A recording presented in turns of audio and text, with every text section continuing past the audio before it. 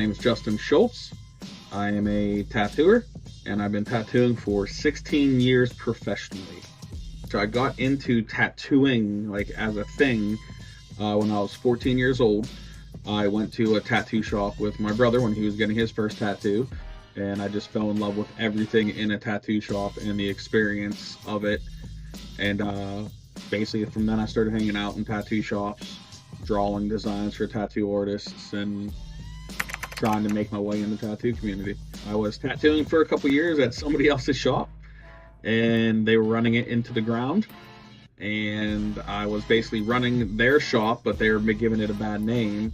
And I had talked to my mentor about leaving and going to another shop, and he suggested that I open my own shop instead. So I actually do a mix of two styles. I do a mix of traditional tattooing and new school tattooing. And traditional tattooing is bold black lines, bold black shading, bright colors. And the new school tattooing is more like cartoony. I mix the two together. The first thing is you have to have a consultation with the client, talk to them about their design. And that's the hardest part. Get what's in their mind out into words and describe it well enough for you to be able to put it onto paper. I use an iPad for everything now to draw.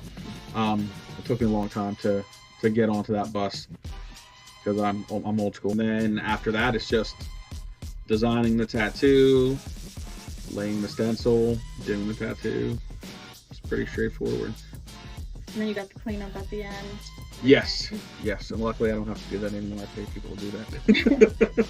I mean, I used to use coil machines, which is a style tattooing machine. It's very heavy and they vibrate a lot. And now we use rotary machines, which are a lot lighter and smoother.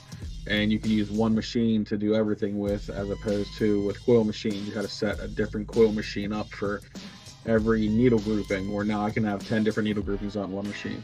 Like, I do a lot of memorial pieces.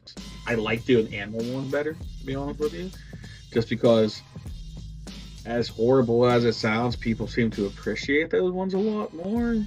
I don't know why. People just love their animals more than people. So I always enter competitions, and I do at least one tattoo convention a month, as well as hosting 2 of my own. The Tattoos, Booze, and Tacos Fest and the Booze and Booze Tattoo Horror Fest. Don't go too small, because lines expand over time. And it may look good today, but it's going to look like poop in 10 years, because once that line gets thicker, it's going to be a blob. So that's one piece. Then make sure you go to a professional. And don't price shop.